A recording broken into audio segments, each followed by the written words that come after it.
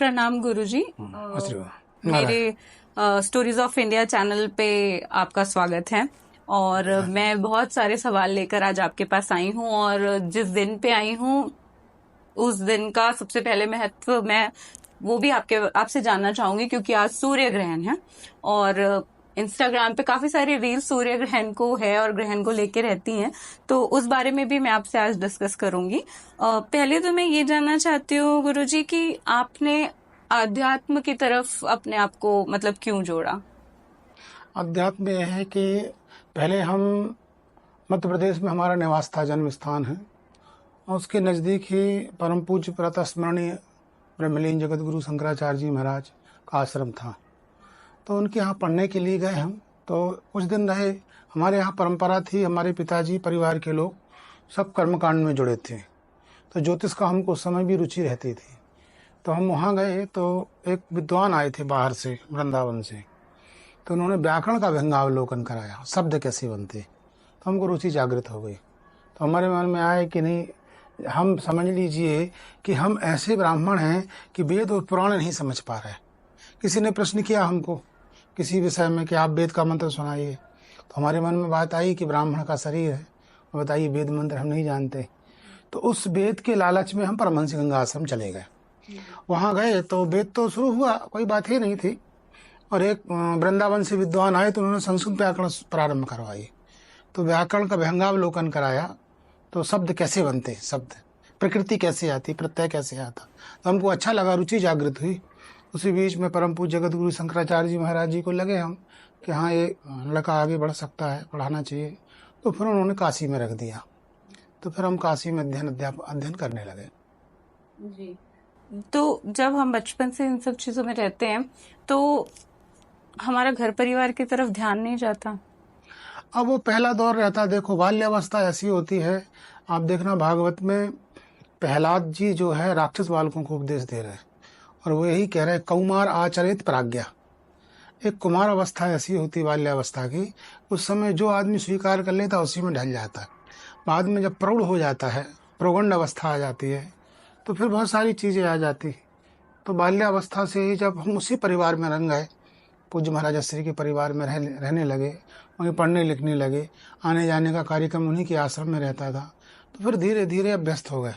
तो फिर परिवार की याद नहीं है। परिवार में तो माता पिता रहते हैं और बाकी तो परिवार हम लोगों का रहता नहीं। और जैसे कि आप शंकराचार्य जी गुरु जी की बात कर रहे थे, तो गुरु के नाम पर मेरा एक सवाल है आपसे कि हमें गुरु क्यों बनाना चाहिए किसी को, और इसका जीवन में क्या महत्व है और कैसे चुने कि किसे गुरु बनाना है? असल में गुरु का ही जीवन में महत्व है। देखो, ऐसा वेद में लिखा अहम ब्रह्मास्मि, इसका मतलब मैं ब्रह्म हूँ। पर हम कोई अभिज्ञान हो गया, हम अपने आप को भूल गए। तो इसका ज्ञान देने के लिए हमको गुरु आते। तो हमारे यहाँ गुरु 3 को कहा गया है।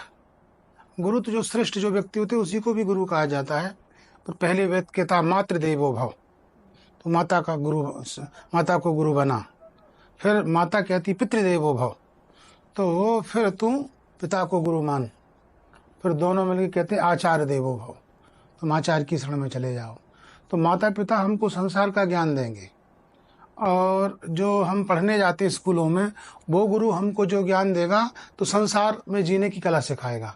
पर जो हमारे मूल स्वरूप की पहचान कराने वाला कि मैं कौन हूँ, कहाँ से आया हूँ, मेरे जीवन का क्या उद्देश्य है, ये केवल आध्यात्मिक गुरु ही दे सकता है। ऐसे गुरु का उपनय दृष्टांत संसार में कहीं नहीं मिलेगा आपको, क्योंकि ज्ञान देने वाले गुरु आपको जो मिल जाता है उसी को खोजने की जरूरत है। नहीं तो अन्य प्रकार के गुरु तो बहुत सारे मिल जाते हैं। तो कहते हैं शिष्य के वित्त का हरण करने वाले बहुत सारे मिल जाएंगे। तमेकम दुर्लभम मन्ये शिष्य हृदय ताप हारकम, उनमें बड़ा मुश्किल है जो शिष्य के हृदय के ताप को नष्ट कर दे। तो गलियन गलियन गुरु फिरे, हमारी दीक्षा लो, उस स्वर्ग परो चाहे नरक परो, हमें रुपया दो।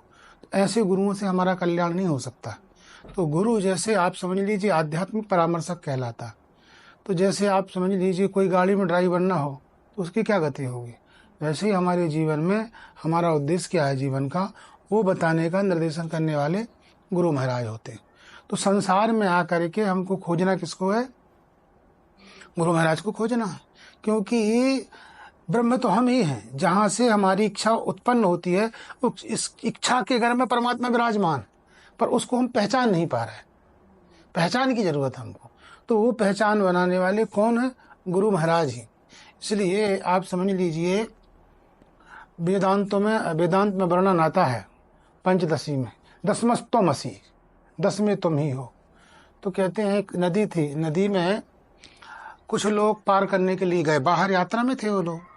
तो अब वो आप समझ लीजिए 10 लोग थे, और 10 लोगों ने देखा कि नाव छोटी है, हम सब एक साथ पार नहीं हो सकते। तो वो 2 बार में गए, एक बार में 5 गए और दोबारा भी 5 गए, और उस पार पहुंच गए वो लोग। जब उस पार पहुंचे तो उन्होंने पूछा कि एक बार गिन तो ले, हम लोग 10 हैं का नहीं। तो जो भी गिनता था 1 2 3 4 5 6 7 8 9, प्रत्येक ने गिने। ऐसे करके 9 लोगों ने गिने, वो 10 नहीं हुए, 9 हो गए।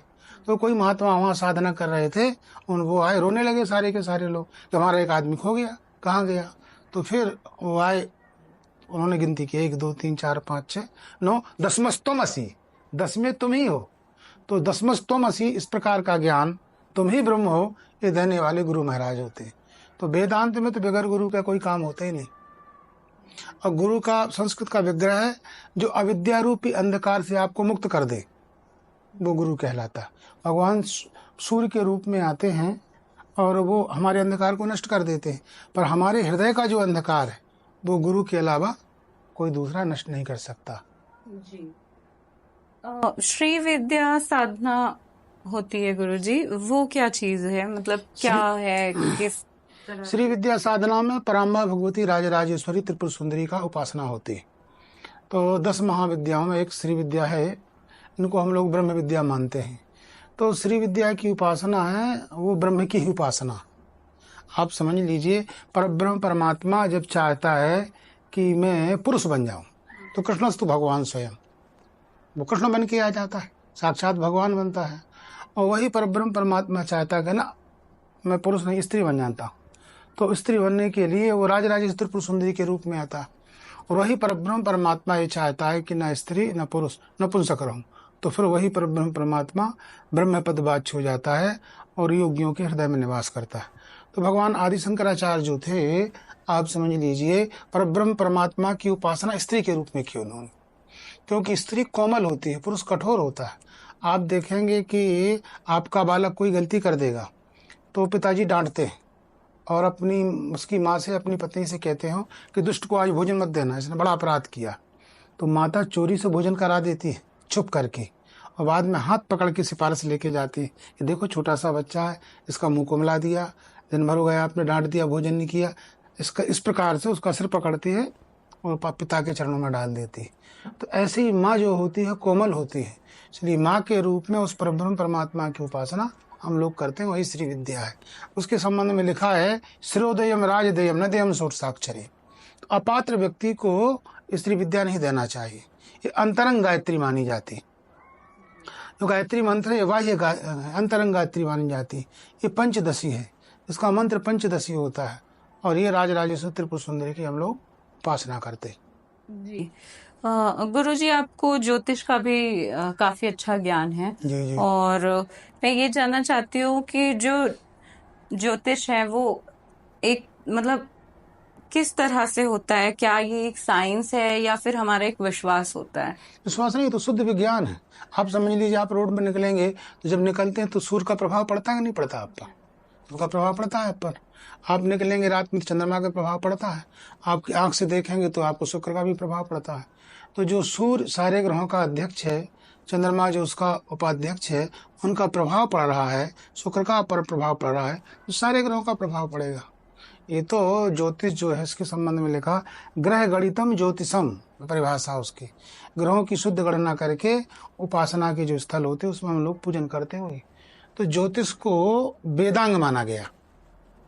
वेदांग मतलब ये है कि कोई भी अंगी व्यक्ति, अंगी पदार्थ अपने अंग में निवास करता। तो वेद है, वेद के 6 अंग, शिक्षा, कल्प, निरुक्त, व्याकरण, ज्योतिष, छंद। तो ज्योतिषम नैनम स्मृतम, ज्योतिष को नेत्र कहा जाता है। जैसे हमारे आपके शरीर में नेत्र है, यदि नेत्र नहीं तो हम कुछ नहीं देख सकते, तो नेत्र से प्रत्यक्षीकरण होता है। ऐसे ही वो काल पुरुष परमात्मा, भगवान के दो रूप होते हैं। परमात्मा जब अंदर चला जाता है हृदय में तो अमृत बन जाता है और वही हमारा जीवन हो जाता है। और जब वही काल पुरुष परमात्मा बाहर आ जाता है तो वो आप समझ लीजिए काल कहलाता है, उसको मृत्यु कहते हैं। कलनाथ सर्वभूता नाम, तो जन्या नाम जन का जगताम आश्रय मता, जन्यों का जनक जगत का आश्रय, वो काल कहलाता है। तो काल ही है, उसको काल की कल्पना की है पुरुष के रूप में, और उस पुरुष के रूप में कल्पना करके उन राशियों का निवेश किया गया कि मेष राशि सिर में रहेगी, मुख में वृष राशि रहेगी, ग्रीवा में मिथुन राशि रहेगी, हृदय में क्या बोलते हैं आपकी कर्क राशि रहेगी, उदर में आपकी सिंह राशि रहेगी। इस प्रकार से पूरे पैर से सिर तक 12 राशियों का निवेश कर दिया गया। तो ज्योतिष में अध्ययन किया जाता है कि जो राशि पीड़ित होती है, जिस राशि पर पाप ग्रह बैठा रहता है, उससे संबंधित आपको रोग होगा, उससे आपको पीड़ा होगी। तो वो रोग कब होगा आपको, तो फिर विंशोत्तरी महादशा देखी जाती है और गोचर देखा जाता है। तो गोचर में जब ग्रह कमजोर हो जाता है, विंशोत्तरी में कमजोर होता है और उनका बोलते षोडश वर्ग में कमजोर हो जाता है, और तो फिर वो आप समझ लीजिए वहाँ का फल आपको अच्छा बुरा प्राप्त होता है। जी, जब हम कुंडली देखते हैं और ग्रह नक्षत्र किसी भी पंडित जी के पास दिखाते हैं, तो जो वो हमारे ग्रह दशाओं से रिलेटेड संबंधित जो भी हमको पूजा पाठ या उसका एक सॉल्यूशन निकाल कर देते हैं, मंत्र पूजा का, इन सब का ग्रहों पे असर पड़ता है? हाँ, पूरा असर पड़ता है। कोई व्यक्ति आपके पास अपनी कोई प्रार्थना लेके आएगा, उसकी प्रार्थना तो आप सुनेंगे कि नहीं सुनेंगे। वैसे ही ग्रहों की पूजन की जाती है, उपासना की जाती है, उससे ग्रह शांत हो जाते हैं। पर ज्योतिष में यह है कि जिस भाव से संबंधित आपको पीड़ा हो रही है, तो जैसे मान लीजिए आपको पेट की उदर की पीड़ा है, तो ज्योतिष में पंचम भाव माना जाता है। काल पुरुष का पंचम भाव से आप पेट का विचार करेंगे, और उसमें राशि में कौन रहेगी, सिंह राशि से विचार होगा, और स्वामी कौन रहेगा, उसका सूर्य रहेगा। तो अब उस पंचम भाव में जहाँ का आपको अच्छा फल चाहिए, उस पंचम के स्वामी पर जिससे संबंधित फल चाहिए, उसके कारक पर जब गुरु का प्रभाव रहता है, गोचर में गुरु दृष्टि योग करता है, तो फिर आपका फल सफल हो जाता है। जी, ये मुझे एक ये भी चीज जाननी थी कि जैसे हम कुंडली पहले जमाने में बच्चे हुआ करते थे, जी, तो तब ऑपरेशन वगैरह इतना नहीं होता था, नॉर्मल डिलीवरीज होती थी। तो जिस समय पे जो नक्षत्र में जिस दिन पे हुए, तो उस हिसाब से हम कुंडली तैयार करते थे। बट आज का जमाना ऐसा आ गया है जहाँ सी सेक्शन ऑपरेशन से बच्चे होते हैं। तो अब ऐसा होता है कि हम ग्रह नक्षत्र दिखाकर पंडित जी से या सलाह मशवरा करके फिर ऑपरेशन करवा लेते हैं। तो जो अपने आप बच्चे होते थे, हम मानते थे कि हाँ ये बहुत भाग्यशाली है या इनका ये कमजोर है ये। तो जो अभी ऑपरेशन से हो जा रहे हैं बच्चे, जो उस तिथि पे उस नक्षत्र में, वो उतना ही फलदायी होता है? उतना फल तो नहीं देंगे वो। इसलिए हमारे यहाँ जब बच्चा कुंडली का विचार करते हैं तो 2 कुंडलियाँ बनती है, एक आधान कुंडली, एक जन्म कुंडली। जब बच्चा कब गर्भ में आया उसी दिन कुंडली बनानी पड़ती, उसको आधान कुंडली बोलते हैं। और जब पृथ्वी में कब आया बच्चा, तो उसकी भी कुंडली बनती है, तो वो जन्म कुंडली। दोनों को विचार करके फल एकदम कहा जाता, तो एक्यूरेट निकलता था। अब क्या है कि अब जो जन्म तो होता नहीं है, प्रसव नहीं होता आजकल, ये तो सीजर हो रहा है ना, तो अपनी इच्छा से कराते हैं वो। तो पर उसमें यह है कि वो नक्षत्र का ही प्रभाव नहीं रहेगा। बाकी उस महीने में जैसे मान लीजिए सूर्य एक महीने में चलता है एक राशि में, तो जिस महीने में डॉक्टर ने बता दिया उस महीने तो आपको वो होना ही है, क्या बोलते हैं, जन्म तो होना है, चाहे प्रसव से कराए चाहे किसी अन्य साधन से कराएं, तो उसका तो प्रभाव रहेगा। मुहूर्त थोड़ा कमजोर हो जाता है, नक्षत्र थोड़ा कमजोर हो जाता है, तो उतना असर नहीं पड़ता, कम फल होता है उसका, ज्यादा नहीं होता है। तो फिर जो लोग ये दिखाकर सोचते हैं कि नहीं इसका असर बहुत अच्छा रहेगा, इस डेट पे इस समय पे बच्चा होगा तो बहुत भाग्यशाली रहेगा, उतना नहीं रहता। मतलब वो असल में क्या है, जैसे कुछ चीजें होती हैं जिनको वो रोकना चाहते हैं, जैसे मूल नक्षत्र है इसको रोकना चाहते हैं, और जैसे मंगल दोष है उसको रोकना चाहते हैं। कुछ लोग कुछ ज्यादा जानकारी रखते हैं तो वो द्वितीय भाव को बचाना चाहते हैं, विद्या भाव में कोई पापी ग्रह ना है, इतना ही होता है, बाकी तो सब सामान्य रहता है। जी, क्योंकि जन्म है तो मृत्यु है और पुनर्जन्म है। पुनर्जन्म और एस्ट्रोलॉजी कहीं ना कहीं एक दूसरे से जुड़े हुए होते हैं, और ऐसा होता है कि हमारे पिछले जन्म का इस जन्म से हमारा कनेक्शन रहता तो है। ज्योतिष तो पुनर्जन्मों का ही तो फल है। आप समझ लीजिए आपने पिछले जन्म में क्या किया है, वही संकेत देने के लिए तत्त भाव में ग्रह बैठ जाते हैं आपके, और वो ग्रह आकर के आपको फल देंगे। क्योंकि हम लोग तो कर्म विज्ञान को मानते हैं, और कर्म विज्ञान में 3 प्रकार का कर्म होता है। एक होता है, आप समझ लीजिए, प्रारब्ध कर्म, एक संचित कर्म होता है, और एक क्रियमाण कर्म होता है। तो अब 3 कर्मों से केवल एक कर्म का भोग करेंगे हम, प्रारब्ध को। जैसे किसान होता है, किसान के यहाँ जो चावल होता है, धान, वो 3 जगह होती। एक तो उसके खेत में होती, खेत में बो दी उसने, मृदम मुसम्मदा बीजमाला लता में वो, और एक कोठे में रखी रहती धान, और एक चूल्हे में चढ़ी रहती। तो कौन सी धान खाएगा वो? चूल्हे में चढ़ी हुई खाएगा, कोठे वाली नहीं खाएगा, और खेत में पड़ी हुई भी नहीं खाएगा। तो जो खेत में डली है उसको क्रियमाण कर्म कहते। जो अभी कर्म कर रहे हैं वो हम बो रहे हैं, और संचित जो बैंक में रखा है वो हमारा संचित कर्म है, उसका पिंड होता है। और जिस कर्म को भोगने के लिए परमात्मा ने एक पिंड बना के दे दिया है, इतने कर्मों का समूह दिया है, उसको प्रारब्ध बोलते हैं। उस प्रारब्ध को हमको भोगना पड़ता है, उस प्रारब्ध के संकेत ज्योतिष देती है। अब इसमें बात ये आती है कि किसी का पिंड उठाया परमात्मा ने, और पिंड उठा करके दे दिया, 10 कर्मों का समूह हुआ। अब उसको मान लीजिए 100 वर्ष की आयु मिल गई। अब 100 वर्ष की आयु मिली तो अब उसमें क्या है, एक विशेष अधिकार होता। 100 वर्ष की आयु मिल गई, आपको 3 कर्म बड़े अच्छे थे जिसका फल आपको पुण्यजनक मिला। चौथा कर्म जो था वो पापजनक था, आप भोगना नहीं चाहते, आपको पीड़ा हो रही है। तो जब चौथा कर्म समाप्त होगा तब 5वां कर्म मिलेगा आपको, उसके पहले मिलेगा नहीं। तब फिर अनुष्ठान किया जाता है आपका। यदि आप श्रद्धावान हैं, नित्य नैमित्तिक काम कर्म करने वाले, तो आप अनुष्ठान करेंगे, तो उस अनुष्ठान से सद्या फल होता है, वो पुनर्वैक में चला जाता संचित में परमात्मा की कृपा से, और वो एक्सटेंशन हो जाता।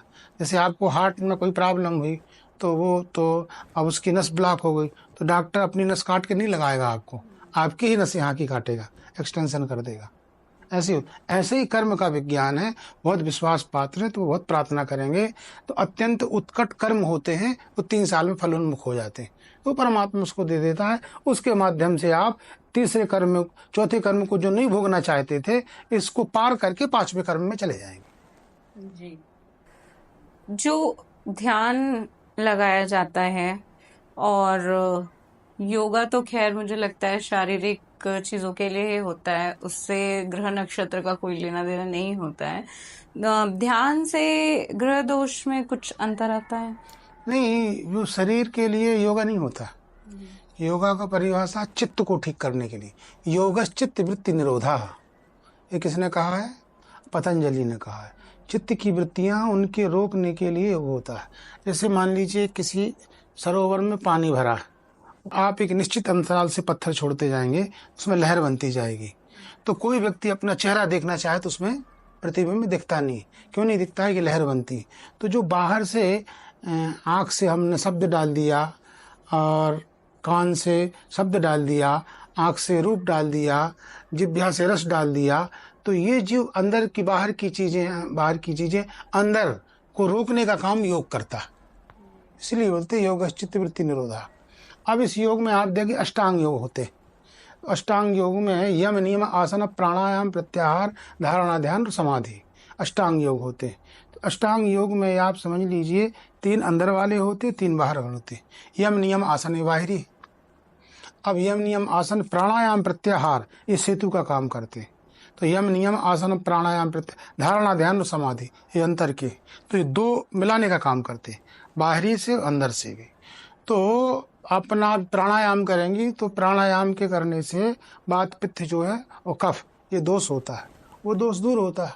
प्राणायाम दहित दोषान धारणा विश्चिकिल विषान ध्यानेन है तो प्रत्याहारेण और ध्यानेन स्वरान गुणान। तो वात पित्त की सम अवस्था होती है, उसी को स्वास्थ्य बोलते हैं। बात बहुत बढ़ जाए, कफ कम हो जाए, पित्त कम हो जाए तो आप रोगी हो जाएंगे, और आपका कफ बहुत बढ़ जाए, अन्य चीज़ें कम हो जाए तो रोगी हो जाएंगे। तो योग के द्वारा इनको सम किया जाता है। प्राणायाम, योग में प्राणायाम दहेत दोषान धारणा विश्चकिल विषान। और जो धारणा होती है उसके अंदर जो पाप होता है हृदय वो साफ हो जाता है। धारणा विश्चकिल विषान प्रत्याहारेण संसर्गान। जो प्रत्याहार होता है, संसर्ग का दोष होता है, हम वहाँ बैठे तो आपके कुछ दोष हम में आ गए, उनके दोष आ गए, उन दोषों को दूर करने के लिए आपको धारणा करनी है। और ध्यान से अनीश्वरान गुणान, जो ईश्वर से भिन्न चीज़ें हैं उनसे क्या है, ध्यान से उनको हटाई जाती, क्योंकि चित्त में बहुत सारी चीजें आती हैं, तो ध्यान करके जो मतलब की चीज नहीं उसको हटाओ हटाओ हटाओ, और जो परमात्मा की और चीजें हैं जो ईश्वर से जुड़ने वाली उनको जोड़ो। अनीश्वरान गुणाने कहा गया। राहु और केतु सबसे जी ज्यादा हम इनके नाम सुनते हैं, और कभी किसी को कुछ बुरा हो रहा तो बोलते हैं तुम्हारा राहु भारी चल रहा होगा, ऐसा नॉर्मल लाइफ में भी लोग कहते हैं। तो ये दो ग्रह जो हैं, इनके ऐसे क्या असर होते हैं और उनके उपाय क्या होते हैं, मतलब किस चीज को लेकर ये हमको अफेक्ट करते हैं? राहु इसलिए खराब माना जाता है कि वह व्यक्ति खराब माना जाता है जो 90 लोगों के लिए खराब हो और 10 के लिए अच्छा हो। तो ये राहु का दोष है कि 90 के लिए खराब, 10 के लिए अच्छा है। और बृहस्पति इसलिए अच्छा माना जाता है कि 90 के लिए अच्छा होता है, 10 के लिए खराब होता है। तो हमारे यहाँ ग्रहों में 3 प्रकार की स्थिति, एक नित्य शुद्ध, एक नित्य पवित्र, एक नित्य अशुद्ध पापी, और एक नित्य अनित्य वृत्ति वाले। तो नित्य जो अच्छा फल देने वाले हैं उसमें गुरु और शुक्र माने जाते हैं, और नित्य आपको अमंगल करने वाले जो ग्रह हैं उसमें शनि और आपका राहु माना जाता है, और कभी अच्छा कभी बुरा करने वाले में चंद्रमा माना जाता है और मंगल माना जाता है। तो राहु पापी ग्रह है। पापी ग्रह का मतलब पीड़ा, जो दुष्ट लोगों के साथ रहेंगे तो सब दुष्टता की बात करेंगे, तो पापी ग्रह है, ये पीड़ित करता है। जब ये यदि कुपित हो जाए ना, आपकी बुद्धि खराब कर देगा, आप पागल हो जाएंगे, विक्षिप्त हो जाएंगे, आप पर तांत्रिक प्रयोग सफल हो जाएंगे, आपको पेट का प्रॉब्लम हो जाएगा, आप किसी केस में फंस जाएंगे, आप जेल चले जाएंगे। तो ये जो बड़े बड़े उसके पास कष्ट हैं वो सब राहु ही देता है। और केतु मंगल के समान होता है, उग्र रहता है। केतु उतना खराब नहीं होता है, पर पापी तो है वो, पर मंगल के समान गुण सूत्र लेके चलता है। और शनि जो है, आप समझ लीजिए शनि जैसा आपका ये चलता है राहु। तो राहु दोषो बुधो अन्यात वस्तु शनिचरा। अब कौन किसका दोष नष्ट कर देगा? तो राहु और बुध दोनों एक हो जाए तो राहु कोई दोष नहीं करेगा, उसका दोष नष्ट हो जाएगा। राहु दोषो बुधो अन्यात वस्तु शनिचरा, इन दोनों के दोष को शनिचर नष्ट कर देता। जी, अब क्योंकि एस्ट्रोलॉजी है, ज्योतिष विद्या है, तो मुहूर्त, सबसे पहले मुहूर्त आ जाता है। मुहूर्त निकालना और शादी में कुंडली मिलाना, ये सारी चीजें जो हैं, तो मुहूर्त निकालकर कोई भी काम करना, उसका फल सच में अच्छा मिलता है? उसका अच्छा फल होता है, बढ़िया फल होता है। आप देखिए, जैसे कोई शादी विवाह मिलान करेंगे तो लड़के के लिए सूर्य बल का विचार होता है, लड़की के लिए गुरु बल का विचार होता है, और दोनों के लिए चंद्र बल का विचार होता है। तो हमारे अष्टम में चंद्रमा नहीं रहना चाहिए, 12वें में चंद्रमा नहीं रहना चाहिए, 6वें में चंद्रमा नहीं रहना चाहिए, क्योंकि वो हमारा अमंगल करेगा। तो उन्हीं सबको बचाने के लिए मुहूर्त का विचार होता है। तो कौन तिथि में, अच्छा दूसरी बात है कि किस तिथि में कौन नक्षत्र आएगा तो क्या मुहूर्त बन जाएगा, ये भी विज्ञान है। किस दिन कौन सा नक्षत्र आएगा तो क्या मुहूर्त बन जाएगा। जैसे गुरुवार को पुष्य नक्षत्र आ जाए, गुरु पुष्य हो गया, बड़ा विशिष्ट योग है। और रविवार को हस्त नक्षत्र आ जाए, हस्तार्क योग बन जाएगा। मंगलवार को अश्विनी आ जाए, भौम अश्विनी बन जाएगा। शनिवार को रोहिणी आ जाए तो ब्रह्म योग बन जाएगा। ये बड़े विशिष्ट योग माने जाते हैं, जिनमें आप समझ लीजिए बड़ा लाभ होता है व्यक्ति को। जो काम करने जाता है बहुत सहज ढंग से हो जाता है और उस कार्य की सफलता प्राप्त हो जाती है। तो हमारे यहाँ बात ये होती है कि जब हम कार्य का आरंभ करते हैं तो उस कार्य हमारे भरोसे नहीं चल पाता, कोई भरोसा नहीं, परमात्मा के भरोसे रहता है। हम बहुत सारा काम करते हैं पर पूर्ण नहीं होते हैं। कुछ लोग कम श्रम करते हैं, उनका पूर्ण हो जाता है, तो मुहूर्त की वजह से होता है। इसलिए अच्छे मुहूर्तों का चयन करेंगे, भगवान से प्रार्थना करेंगे कि हमारी कार्य की सफलता प्राप्त हो जाए, इसलिए मुहूर्त का चयन करके अच्छे मुहूर्तों में लोग काम करते हैं। कई शादियां अनसक्सेसफुल भी रहती हैं, जैसे कुंडली मिलाने के बाद भी जो शादियां होती हैं, बट वो अनसक्सेसफुल कहीं ना कहीं हो जाती हैं। और तो वो चीजें हमें कुंडली मिलाते वक्त समझ आती हैं कि इनका भविष्य आगे क्या है। कुंडली में 2 चीजें होती है, एक विवाह मिलान होता है और एक पत्रिका मिलान होता है। तो विवाह मिलान में आपका चंद्रमा देख लिया, हमारा चंद्रमा देख लिया, तो हम किस तत्व के हैं। जैसे मान लीजिए आप जल तत्व की हैं तो अग्नि तत्व से आपकी शत्रुता हो जाएगी, तो पृथ्वी तत्व से मित्रता हो जाएगी और वायु तत्व से मित्रता हो जाएगी। तो ये तत्व का विचार करके, चंद्रमा का विचार करके हम विवाह मिलान कर लेते हैं, जिसमें गुण आते, इतने गुण मिल गए, इतने गुण मिल गए। पर पत्रिका मिलान में क्या है कि ये लड़की इस घर में जाएगी तो इस परिवार का आर्थिक क्या स्थिति होगी, इसकी सास की क्या स्थिति होगी, इसके ससुर की क्या स्थिति होगी, इसके पति की क्या स्थिति होगी, संतान की क्या स्थिति होगी। ये 12 भाव रहते हैं कुंडली में। उन 12 भावों पर विचार किया जाता है कि कहाँ कौन सी दृष्टि योग है, तो ये क्या लाभ देगी, क्या हानि देगी। ये पत्रिका मिलान अलग विषय होता है। पर आजकल लोग क्या है कि ज्योतिष में जो बहुत एक्सपर्ट लोग हैं वो आजकल ज्योतिष में नहीं है। आप जो है कुछ लोगों ने केवल कुंडली के 12 भाव देख लिए और अपना मिनसोत्तरी जान ली और उसी में सब आगे करने लगते हैं। आजकल लोग वो मोबाइल ऐप से भी खुद ही हाँ, कुंडली मिला लेते हैं, उन्हें जरूरत भी नहीं है किसी तो की। वो उसी के वजह से क्या है कि जैसा उनको सुझाव दे देते हैं लोगों को, वही लोग मान लेते हैं और बाद में उनको लगता है कि हमारी शादी सफल नहीं हुई, तो वो संकेत तो पहले ही ज्योतिष में मिलते हैं। आप इग्नोर करके आगे बढ़ जाएंगे उपेक्षा करके, तो फिर तकलीफ तो होगी। जी। जब हम कभी भी किसी भी एस्ट्रोलॉजर के पास जाते हैं, कुंडली बनवाते दिखाते हैं, तो वो अक्सर हमें पत्थर पहनाते हैं, काफी सारे जम स्टोन्स पहने जाते हैं। उनका असर होता है? नहीं, असल में उनका असर होता है, इसलिए होता है यद पिंडे तत् ब्रह्मांडे। ये पिंड है और ये ब्रह्मांड है। यहाँ से जो चीज ली गई इसमें वो सारी चीजें, यद किंचित बाहर का नहीं है। तो क्या होता है, हमारे शरीर में उस तत्व की कमी हो जाती है, तो हम अंगूठी के रूप में हाथ में धारण करते हैं, हाथ फैलाते हैं, तो वायुमंडल से उसका आहरण करके हमारी बॉडी में डाल देता है ताकि बैलेंस बन जाता है। जैसे आपको शुगर हो गई, एक टैबलेट आपने खा ली, तो टैबलेट जब आपके अंदर जाएगी तो वो बैलेंस बना देगी। ऐसे ही प्रकृति का बैलेंस आपके साथ मेल करने का वो रत्न कर देते हैं। रत्न संबंधित ग्रहों के रहते हैं। जैसे सूर्य का, सूर्य तत्व की कमी है, आप धारण करेंगे माणिक्य, तो हाथ फैलाएंगे तो उसमें सूर्य की किरणें परावर्तित होकर के आपके संबंधित पर्वत से आप में प्रवेश कराएंगे। तो जो आपको गुस्सा आना है, रोग बढ़ना है, सब चीजें वो रुक जाएंगी। पर रत्न पहने से ये हमारा व्यापार चल जाएगा, ये व्यापार चल जाएगा, ऐसी कोई बात रहती नहीं।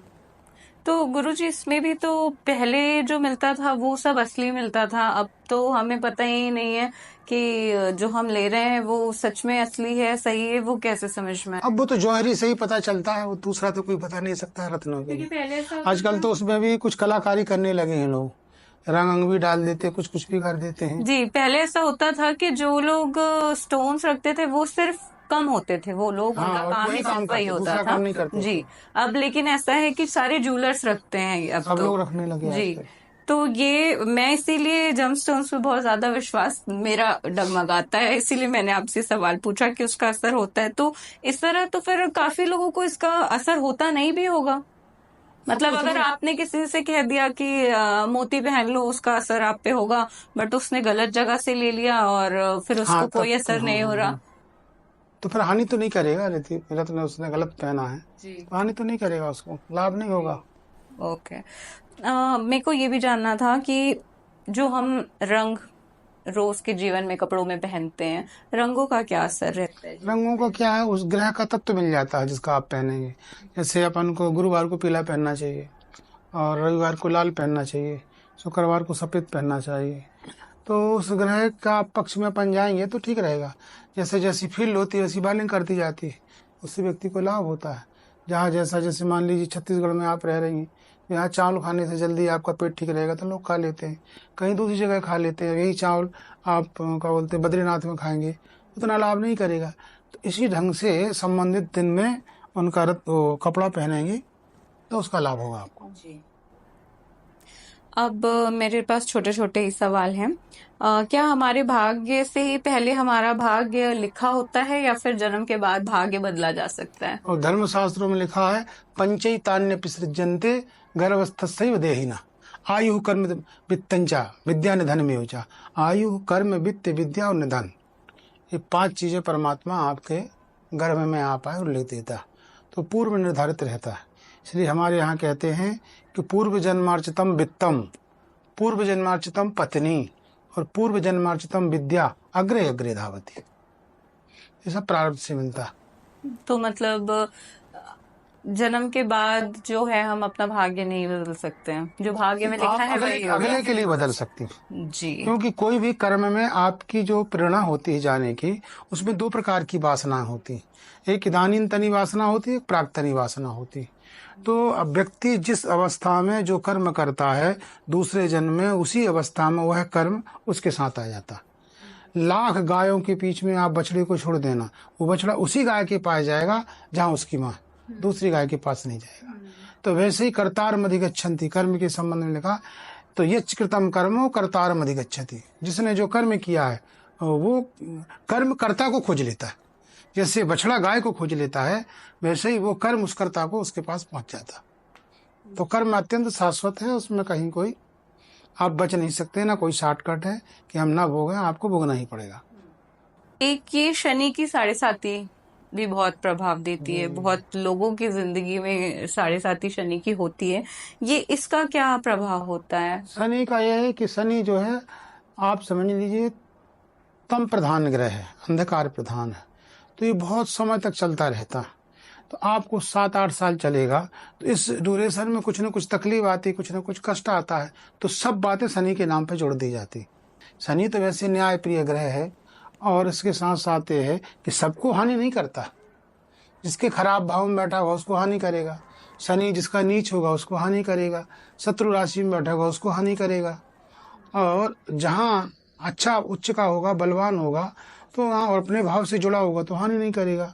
उसी में लिखा है यो यो भावो यो ग्रह ग्रहो यस्य यस्य भावो, जिस जिस भाव में जुड़ा रहता है तस्य तस्यापि वृद्धि। तो जिस जिस भाव से जुड़ा रहता है, ग्रह बलवान होता तो अच्छा फल करता, ग्रह कमजोर होता तो खराब फल करता। तो वो तो बृहस्पति भी आपको नुकसान कर सकता है यदि कमजोर होगा तो।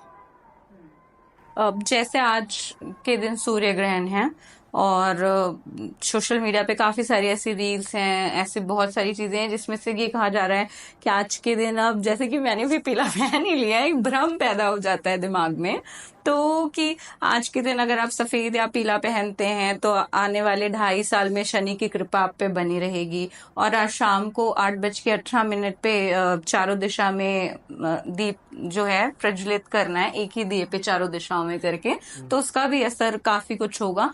तो क्या ये सच में है? नहीं, ये तो अच्छा है। देखो, अमावस्या के लिए चतुर्मुखी दीपक दक्षिण दिशा में रखा जाता है। दक्षिण दिशा में रखने का मतलब है कि मृत्यु के कष्ट से आप मुक्त होंगे। तो हमारे यहाँ मृत्यु 8 प्रकार की होती है। मृत्यु रष्ट विधम वर्तते। अब कीर्ति हो जाए, अपमान हो जाए, कोई रोग हो जाए, कोई शोक हो जाए, बदनामी हो जाए, धन कोई छीन ले, आपका अपमान हो जाए, ये सब मृत्यु के चिन्ह हैं। मृत्यु प्राण का कर्षण किया जाता। तो सब मृत्यु कम करना अच्छा है, कोई खराब नहीं है दीपक रखना। पर आप समझ लीजिए कि ग्रहण एक दृश्य पर्व है। जहाँ ग्रहण दिखेगा वहीं उसका अच्छा बुरा फल होगा, दूसरी जगह नहीं होगा। मैं इस जगह में रह रहा हूँ तो यहाँ का अच्छा बुरा होगा तो मुझे जानकारी होगी। मैं कहीं दूसरी जगह रहूँगा और इस मकान को खाली छोड़ दूंगा तो मेरा इस पर कोई प्रभाव नहीं होगा। इसलिए ग्रहण की कहीं सूतक नहीं लगती है, जहाँ ये दिखता है वहीं सूतक लगती है। ये भारत में इस समय ग्रहण है नहीं जी, आज का ग्रहण भारत में नहीं है जी। अटलांटिक वगैरह में है, तो वहाँ दिखेगा तो वहाँ उसका दोष लगेगा। और दूसरा एक बात भी, हाँ, जो ये ग्रह लगते हैं इस समय पे गर्भवती महिलाओं को बहुत ज्यादा प्रिकॉशन लेने के लिए उनको नहीं जाना चाहिए। छाया ग्रहों का प्रभाव नहीं, क्योंकि दोनों छाया है। अच्छा। एक राहु भी छाया है और केतु भी छाया। तो छाया ग्रहों का प्रभाव पड़ने से वो भय उत्पन्न होता है और वो अच्छी चीज नहीं होती जी। अब जैसे कि महाराज जी आपको डांडी महाराज कहा जाता है, तो मेरे मन में जब मैंने आपके बारे में सुना तो मेरे मन में सबसे पहले ये आया, क्योंकि हम जैसे लोग बहुत सारे हैं जिनके पास इतना समय नहीं, आज की जनरेशन के पास, जो काम करती रहती है, लोगों में बिजी रहती है, जिनको इतना नहीं पता, वो इतना पढ़ती है इन सब चीजों के बारे में, ना इतना जान पाती है। तो मैं पहले तो ये जानना चाहती हूँ आपसे कि डांडी महाराज होने का मतलब प्रॉपर मीनिंग क्या है? नहीं, अपने यहाँ 4 आश्रम है जी। एक तो अपने यहाँ ब्रह्मचर्य आश्रम है, जो विद्या अध्ययन के लिए होता है। आप उसमें विधिवत विद्या प्राप्त करेंगे। इसके बाद इस आश्रम को हम छोड़ते हैं समावर्तन संस्कार से, फिर गारस्थ जीवन में चले जाते हैं। तो गारस्थ जीवन में हमको ऋण है हमारे ऊपर। जैसे भारत ऋणी है ना, वैसे प्रत्येक सनातनी ऋणी है। इस पर 3 ऋण होते हैं, देवऋण, ऋषि ऋण और पितृण। तो त्रीणि ऋणानि अपाकृत्य मनोमोक्षो निवेशयेत्। 3 ऋणों से जब तक आप पूर्ण नहीं हो जाएंगे तब तक आप मुक्त होने की कामना नहीं कर सकते और मन को उसकी ओर ले जा नहीं सकते। तो इन ऋणों से मुक्त होने के लिए आपको गारस्थ जीवन स्वीकार करना पड़ता है। फिर गारस्थ जीवन भी हम छोड़ते हैं, फिर हम लोग वानप्रस्थी हो जाते हैं। तो वानप्रस्थी में आप समझ लीजिए गारस्थ जीवन के खट्टे मीठे जो अनुभव होते हैं उनका परित्याग करते हैं, अंत में संन्यास में चले जाते हैं। आश्रमात आश्रम गच्छति ये धर्म सनातन, आश्रम से आश्रम की ओर जाना चाहिए, यही सनातन धर्म है। तो पहले ब्रह्मचारी बने, फिर गृहस्थ बने, फिर वानप्रस्थी बने, फिर सन्यासी बने। ये सामान्य विधि है सनातन परंपरा की। एक विशेष विधि है, विशेष विधि ये समझ लीजिए कि सीधे ब्रह्मचर्य से आप सन्यास में चले जाते। तो ये विशेष विधि जिस विधि में हम लोग स्वीकार करते हैं, तो प्रत्येक व्यक्ति को सन्यास धारण करना पड़ता है, घर छोड़ना पड़ता है। पहले वो विद्या पढ़ता है, संसार बसाता है, फिर संसार के खट्टे मीठे अनुभव को भूलता है और फिर सन्यास लेकर के अपनी मुक्ति का मार्ग प्रशस्त करता है। इसलिए वेद में लिखा है ब्राह्मणा वेदेन विविदिष्यन्ति यज्ञेन तपसा यज्ञेन दानेन तपसा नाशकेन। तो इस अवस्था में आके सारे कर्म छोड़ने पड़ते। कोई कर्म सन्यासी कोई कर्म नहीं करता। कर्म करने का मतलब है कर्तृत्व भावना नहीं रहती। भाई हम भी खाएंगे आप भी खाओगे, आपकी जीभ में भोजन जाएगा तो वो भी स्वाद बताएगा कि मैं नमक हूँ, मैं तेल हूँ या मैं गुण हूँ, हमारी जीभ में ही बताएगा। पर उस दृष्टि से हम लोग भोजन नहीं करते हैं। जो भिक्षा लेते हैं, जो भिक्षा मिल जाती है उसी को पानी में धोना पड़ता है और धो करके हम लोग उसको ठाकुर जी को भोग लगा खाते हैं। तो सन्यासी का जीवन जो होता है वो इसी ढंग से होता है। जी। और आपके इस उसमें जैसे डांडी महाराज जी आपको कहा जाता है, तो आपकी जो ये डंडी है इसका महत्व और ये कमंडल जो बहुत देर से मेरे सामने है, तो मैं आते ही साथ मेरे मन में ये देखते ही शिव जी का ध्यान आ जाता है। तो मेरे मन में ये चीज आ रही थी कि इसका और इस चीज का क्या महत्व है। ये दंड जो है, दंड जिसके पास होता है उसको दंडी बोलते हैं। तो दंड में सारे देवता रहते हैं। ये नारायण का स्वरूप माना जाता है। इसमें कहते हैं 6 गांठ का भी दंड होता है, उसको सुदर्शन बोलते हैं। एक 8 गांठ वाला होता है, गांठ नहीं दिख रही है आपको, उसको नारायण बोलते हैं। और आप समझ लीजिए 10 वाले को गोपाल बोलते हैं, 12 वाले को वासुदेव बोलते हैं और 14 वाले को अनंत बोलते हैं। तो इसमें देवता सारे के सारे निवास करते हैं, पूरी प्रकृति इसमें निवास करती है। इसके सरोभाग में देवता निवास करते हैं, यहाँ पितर निवास करते हैं, यहाँ यक्ष गंधर्व निवास करते हैं, यहाँ मनुष्य निवास करते हैं। तो जो हमारे पूर्वज होते हैं, जो नाम गोत्र आदि भूल जाते हैं, विवर्जित हो जाते हैं, उनकी दुर्गति होती है, तो इस दंड के जल के तर्पण करने से वो भी मुक्त हो जाते हैं। तो दंडी के पास हमेशा रहता है। और ये कमंडल जो है इसी में हम खाते पीते पानी पीते हैं। ये आपके लिए अशुद्ध हो जाएगा और हमारे लिए शुद्ध रहेगा, इसलिए इसमें जल लेकर के सन्यासी चलता है। जी। तो जो ये आपकी डंडी होती है आपके साथ, जो तो ये ऐसा होता है कि जो महाराज जी हैं उनके पास से फिर जो दूसरे आएंगे उनके पास जाई जाती है, या फिर ये आपके हमेशा रहेगी? अच्छा। जो गुरु महाराज हमको दे देते हैं तो वो दंड हमारे साथ रहता है, और जब शरीर हम छोड़ते हैं तो हमारे साथ टूट के चला जाता है दंड। अच्छा, साथ चली जाती है। और शरीर छोड़ने से एक मेरा आखिरी सवाल आपसे ये है कि समाधि जो ली जाती है, अब क्योंकि सन्यासी अग्नि नहीं छू सकता है, सन्यासी अग्नि का स्पर्श नहीं कर सकता है, आपके रुपए पैसे का स्पर्श नहीं कर सकता है, तो वो अग्नि से हम लोग दूर हो जाते हैं, क्योंकि अग्नि ही सारे कर्मों की मूल होती है। यज्ञ जो होता है अग्नि से ही होता है। फिर हमको अग्नि से हमारे शरीर को जला नहीं सकते, क्योंकि मृत्यु के पहले सारे संस्कार कर दिए हमने। ऐसा नहीं कितने सुंदर शरीर में रहे हम और उसके साथ उपेक्षा करके छोड़ जावे, तो उसके जो और देह संस्कार होते हैं वो 3 दिन कर्म कांड चलता है, इसको बिरजा होम के नाम से जाना जाता है। उससे सारे संस्कार कर देते हैं हम। अब आप समझ लीजिए कि कहीं भी पात हो जाए शरीर का, फिर हमको कोई इसका दोष नहीं लगता। पर हमारे शरीर को अग्नि संस्कार नहीं कर सकती हूँ आप, और भू समाधि दे सकती हूँ या जल समाधि दे सकती हूँ, 2 ही मार्ग हैं। हाँ, अभी हमने एक महाराज जी का देखा था जिनको जल समाधि दी गई थी, नाव से ले जाके जल में डाला गया था। मेरा एक ये भी है इसमें सवाल, जैसे मैंने कहीं कहीं सुना है, तो मैं आपसे कंफर्म करना चाहती हूँ कि जब समाधि लेने का समय होता है तो ये हमें कैसे पता चलता है? क्या हमें पूर्वाभास होने लगता है कि अब जाने का समय हो गया? धीरे अभ्यास रहता है। नहीं, समाधि एक दी जाती है, एक ली जाती है, अलग अलग बात है जी। जो समाधि लेते हैं वो अलग बात होती है, और जब शरीर छूट जाता है तो समाधि दी जाती है। तो वो तो धीरे धीरे अपने अपने अनुभव पर रहता है, कोई कितना अनुभव कर लेता है, जितना परमात्मा के नज़दीक चला जाता है, शास्त्र के नज़दीक चला जाता है। आप अपने जीवन को जितना पवित्र बनाएंगी उतनी परमात्मा से जुड़ते जाएंगे। यहाँ से आप कटते जाएंगे, संसार से परमात्मा की ओर जुड़ते जाएंगे। और यदि आप यहाँ जुड़ेंगी तो वहाँ से कटते जाएंगे। तो ये तो आपकी साधना पर निर्भर करेगा। जी। गुरु जी, आपके पास यहाँ गुरुकुल है, यहाँ बच्चे रहते हैं। जी जी जी। तो ये बच्चे मतलब इनके परिवार रहते हैं, वहां से इन्हें यहाँ पढ़ने भेजा जाता है, फिर हाँ, ये लौट जाते हैं या फिर ये लौट जाते, सब अपने घर चले जाते हैं। ये तो सब तैयार होकर के सनातन धर्म की रक्षा के लिए आगे आ रहे हैं। तो ये वैदिक परंपरा को पुनर्जीवित करने के लिए शंकराचार्य जी महाराज, ज्योतिषपीठाधीश्वर महाराज का ही प्रयास है। तो ये इनके द्वारा वेद की रक्षा होगी, गाय की रक्षा करना, वेद की रक्षा करना। क्योंकि विप्रधेनुसुर संत है तो हीन मनुज अवतार। तो ब्राह्मणों की रक्षा के लिए, गाय की रक्षा के लिए, संतों की रक्षा के लिए और देवताओं की रक्षा के लिए भगवान स्वयं अवतार लेते। और जो आपके यहाँ मंदिर में मुख्य देवी जी जो बैठी हुई हैं, मुझे उनके बारे में भी जानना था कि वो कौन सी देवी हैं? ये परम्बा भगवती राजराजेश्वरी त्रिपुर सुंदरी, ये षोडशी के नाम से जानी जाती हैं। और ये आप समझ लीजिए, आपको पता होना चाहिए कि भगवान शंकर को मोहित करने के लिए उन्होंने रूप धारण किया था। एक कथा आती, तारकासुर के वध का प्रसंग आता है। तो एक दैत्य हो गया था तारकासुर, उसको वध करने के लिए उसने वरदान मांगा था कि शंकर जी के पुत्र से हमारा वध हो। और शंकर जी का सती के साथ मनोमालिन्य हो गया था। तो उसी समय पार्वती जी ने जन्म लिया था पर्वत के यहाँ। तो उनका 16 वर्ष का स्वरूप था वो भगवती का। तो भगवती को आगे करके कामदेव जो थे, भगवान शंकर की समाधि भंग की। तो उनका नेत्र जैसे ही खुला तो काम पर जैसे ही टकराया तो काम नष्ट राख हो गया। वो वहाँ परामा भगवती षोडशी, जिनको महाकामेश्वरी कहा जाता है, उनकी दृष्टि शंकर जी की दृष्टि मिल गई। तो जगत की रक्षा हो गई, इसलिए इनको जगत की माता कहा जाता है। कालिदास ने लिखा, जगता पितरु वंदे पार्वती परमेश्वरो।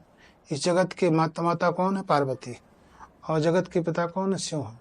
तो यही कामेश्वरी है जो शंकर जी को मोहित करने का, जो उन्होंने रूप धारण किया था, कामेश्वर को मोहित किया था। और वो षोडशी के रूप में भगवती राजराजेश्वरी त्रिपुर सुंदरी। भगवान आदि शंकराचार्य इन्हीं की पूजन करते थे। और सौंदर्य लहरी में उन्होंने, आप समझ लीजिए, 100 श्लोकों में इनकी वंदना की है। और उस सौंदर्य लहरी में भगवती के स्वरूप का वर्णन किया गया। 50 श्लोकों में श्रीयंत्र का वर्णन है और 50 श्लोकों में भगवती राजराजेश्वरी के सौंदर्य का वर्णन किया गया। सौंदर्य की पराकाष्ठा ये वो लिखते हैं कि जब ब्रह्मा जी सृष्टि की रचना करने लगे तो पार्वती जी स्नान करती थी। स्नान करने के उपटन लगाती थी, उपटन लगा के मैल निकलता था उसका, और नहाती तो पानी इकट्ठा किया। तो ब्रह्मा जी ने उस मैल को इकट्ठा किया, उस पानी को इकट्ठा किया, उससे आप बड़ी सुंदर सुंदर अप्सराएं बना दी। आप समझ लीजिए उर्वशी आदि, मेनका आदि अप्सराएं पार्वती के मैल से तैयार हो गई। अब उनके सौंदर्य की गणना कीजिए, कैसा सौंदर्य रहा। उस सौंदर्य, जिस सौंदर्य के सामने महाकामेश्वर शिव जी पराभूत हो गए। तो उस सौंदर्य की अधिष्ठात्री भगवती राजराजेश्वरी त्रिपुर सुंदरी हैं, ये षोडशी कहलाते हैं। पूज्यपाद महाराज श्री ब्रह्मलीन जगत गुरु शंकराचार्य जी महाराज, स्वामी श्री स्वरूपानंद सरस्वती जी महाराज, जो ज्योतिष पीठ के भी आचार्य थे शंकराचार्य, और द्वारका शारदा पीठ के भी शंकराचार्य थे। उन्होंने भगवती राजराजेश्वरी की स्थापना की। और ये स्फटिक मणिमय विग्रह है। कहते हैं साधक जिस प्रकार के विग्रह में साधना उपासना करता है, वैसे ही व्यक्ति में गुणसूत्र विकसित होते हैं। तो ये यहाँ रत्न का उत्खनन भी किया जाता है, रत्न गर्भा क्षेत्र माना जाता है। उसके उत्खनन का दोष लगता है, उस दोष की निवृत्ति के लिए भगवती राजराजेश्वरी की उपासना की है। तो उन्हीं की उपासना हम लोग करते हैं। नवरात्रि पर्व आ रहा है, कल से प्रारंभ हो रहा है, तो लगातार महापूजन होगी इनकी।